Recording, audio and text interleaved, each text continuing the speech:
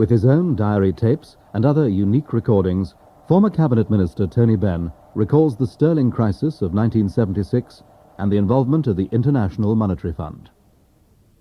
The defeat of the last Labour government in 1979 can perhaps be traced back to 1976, when the International Monetary Fund forced public expenditure cuts on the Cabinet.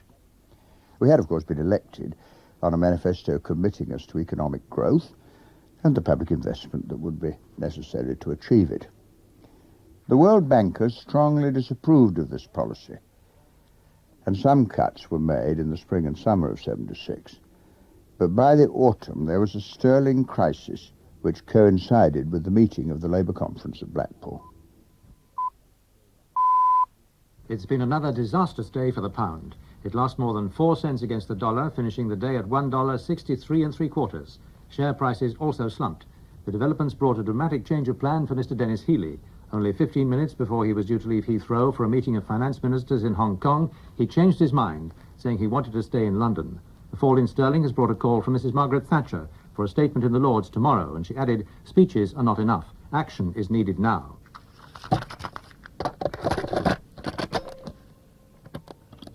Thursday, the 30th of September 1976.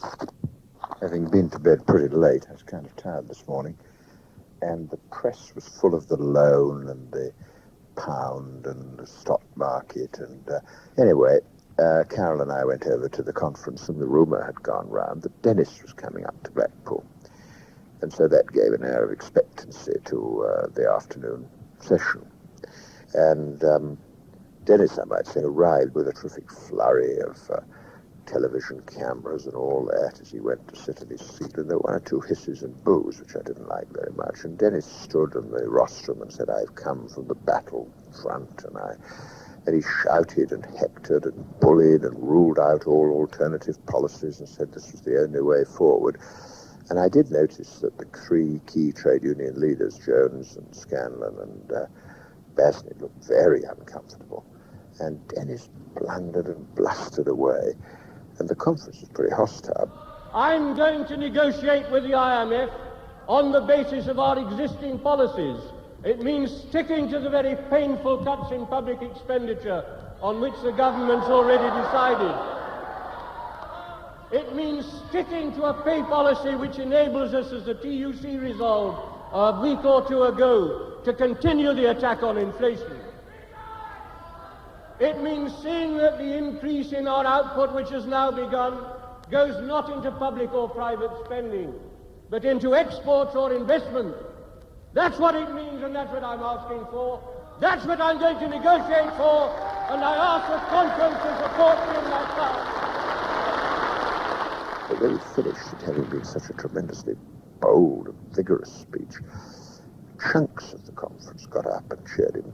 Then he went back to his place and held his arms up like a great big sort of Muhammad Ali victory at the conference and suggested it was a great triumph. And in fact, it was awful. I couldn't, incidentally, I couldn't clap Denis's speech. It was impossible to clap in such a vulgar, abusive speech. I didn't agree with it anyway. And my mum told me on the phone tonight that the BBC television camera was always recording whether I was clapping or not clapping, so that'll be the subject of comment about tomorrow. Anyway, we had a meal, we were sitting alone, and then John Forrester and Frank Lawn were sitting with their wives at the next table, so we joined them. We had a long discussion about whether or not I should resign, a boring subject. And of course the real question is, A, do you want to be in the cabinet or not? It's the key thing. Does the left want anyone in the cabinet or not? And secondly, is it true that the trade unions will support the government almost whatever they do? The answer is yes, they will, and they're right. And if that is the position, you just have to slog it out. You lose some and you win some and you support the government. The union leaders are now anxious about Denis and uneasy about Jim. Jim is playing it very cool but must be deeply worried, and it's Thursday, September the 30th. Can I just want to bring you in? Can I just put a supplementary point on the IMF before we leave that? When the IMF loan was announced, you said in an interview that there would be no conditions, that you did not expect conditions from it. Are you saying that things have worsened since the application for the loan was made? Well, I think what I don't exactly know what I said, but what Denis Healey has said consistently is he is applying on the basis of our existing policies. I think this is the phrase I've used too. We're applying on the basis of our existing policies. They may come along and say, oh, no, that's not good enough. We want other things. We shall then have to consider whether the demands that they make can be met. And we really will consider that very seriously. After the conference, the Cabinet began a series of intense debates and arguments in which we put forward an alternative economic strategy, and I argued that with the North Sea oil bubbling ashore, Britain had the strength to resist the cuts. But the Cabinet rejected that view, and in December, the cuts were made. Tuesday, the 7th of December, 1976. I had worked till 2:30 this morning. I had a late line, and at 10:10 I left for the Cabinet. At 10:30 the Cabinet began on the cuts. And first of all we did the school meals, where Shirley Williams, as far as I remember, was in favour of cold meals or something. I may be doing it an injustice. Then we had benefits, this central question of whether we would cut the benefits. Denis Healey said it was a central problem. It had been raised all over the place. We would be swept out of office by the anger of the low paid if we didn't deal with it. David Ennals was opposed to it. Shirley Williams said, why can't we tax benefits? Fred Mulley said the House of Commons wouldn't change the rules in the middle of the game. Joel Barnett said taxing the benefits would be administratively expensive, and Stan Orme interrupted to say it would cost 13,000 civil servants. Joel said we could save 40 million by doubling the waiting period for unemployment pay to 2 weeks. Jim Callaghan said let's defer that point and come back to it, 600 to 700 million we've got already.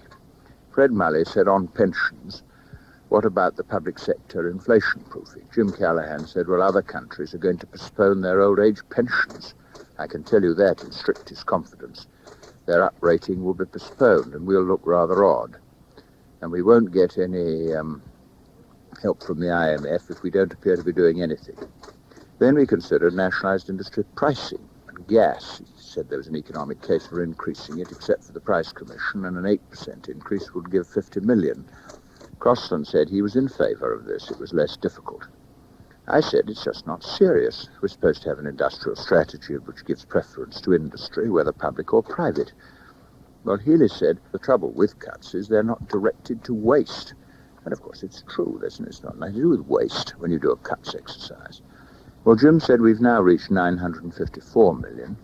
So then we went over the list again, all over again. Defence, aid, we cut 25 million, food subsidies, community land, prescription charges. And David Ennals actually is recommending, indeed trying to insist, on getting the prescription charges raised from 20p an item to 50p an item, 10 bob an item. Michael Foot said it would ruin the party. Shirley Williams said, well, she favoured it because there was too much drug taking, particularly by her sex. But nothing to do with it. Well, then Jim said, it's clear we're not agreed.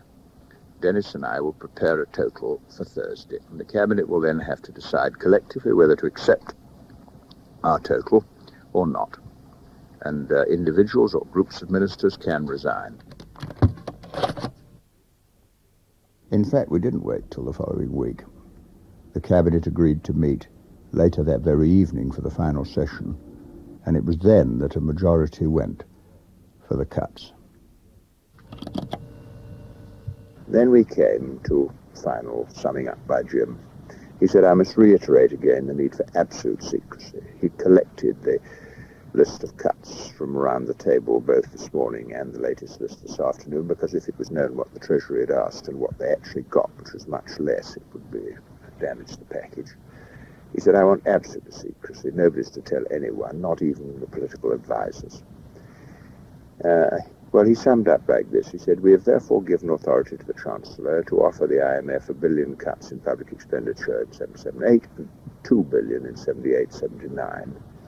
Jim said last Sunday, number 10 of the Treasury were going all over the crisis measures to brush them all up, the whole of last Sunday. Denis said, if we hadn't got this right, by now I can tell you today would have been the day we introduced them. Well, that was it. That was the end of the Cabinet and the end of the decisions, unless the IMF turn us down. We haven't done badly. We have fought off the emotive things, the wrong things like Social Security and prescription charges. But it'll still be an absolutely wildly unpopular package of the party, even if the Tories say it isn't enough, and it's quite right, it'll fail. I haven't tried to get the mood. I think we're all very tired certainly I am, going to bed at 1, 2 in the morning. It's nervously exhausting. On the other hand, the Cabinet has done a job of work, and that's something. And now the only grounds for resigning would be because one disagreed with the economic strategy of the government overall. Well, that's the end of another traumatic day, Tuesday the 7th of December 1976. After Denis had announced the package, there was a vote in the House of Commons and we won. And later, at a Parliamentary Labour Party meeting, Jim Callaghan appealed to the loyalty of Labour MPs to give him and the government the backing that they needed. Thursday, the 16th of December, 1976. The press this morning was absolutely full of the mini-budget or package yesterday, and it was universally denounced as being totally inadequate. Even the Mirror did a hideous front page from Denis's point of view called The Rubber Chancellor. I went to the Parliamentary Labour Party meeting, and I just got there about 6:20 as Denis was finishing his presentation. And he said, the package I introduced on behalf of United Cabinet. It was total bloody lie. But that is Denis for you. And then he said we need nerve and solidarity. And remember in 1968 we had a hard time and we came through. And then Jim Callaghan wound up. And Jim's speech is worth recording. He said, I would like to thank all those for their response in the House of Commons, because it is an agony to be attacked by your own side. He said, I must tell you that in the Cabinet all the views were expressed, and the alternative strategy and the papers to back it up were presented, and the great majority of the Cabinet agreed to reject it. We didn't agree about the outcome, but we came out intact. I must warn the party, said Jim, you can't support the government in general and vote against individual measures because of our credibility. And remember this, he said, unlike the Tories, we haven't cut the social benefits. That's the first thing the Tories would have gone for. Let's have unity and get together. It was a very skillful speech and said with great relaxation. It was extremely good, I must say. And he has put on the record that there was a big argument in the Cabinet, and that's really, in a sense, all one wants people to know, that there was a big debate. Well, then after that I went upstairs, I had a bite to eat, and then the devolution vote, which we won by about 40, and then I came home, and I'm just finishing it around midnight, finishing my diary. The government have got away with their package as far as the Labour Party and the trade union movement are concerned, and I think we won some pretty notable victories and prevented them doing sillier things, and we bought a bit of time, but the international bankers will never like the Labour government. So that is the end of Thursday, the 16th of December. Looking back on it, it was those cuts, really, which led directly to the winter of discontent and paved the way for the Conservative victory in 1979. And it was all quite unnecessary. For as Denis Healey very fairly wrote in his book, A Time of My Life, the Treasury had grossly overestimated the public sector borrowing requirement, which would have fallen within the IMF limit without any of the measures they prescribed. So it was all a tragic error for which we all paid a terrible price.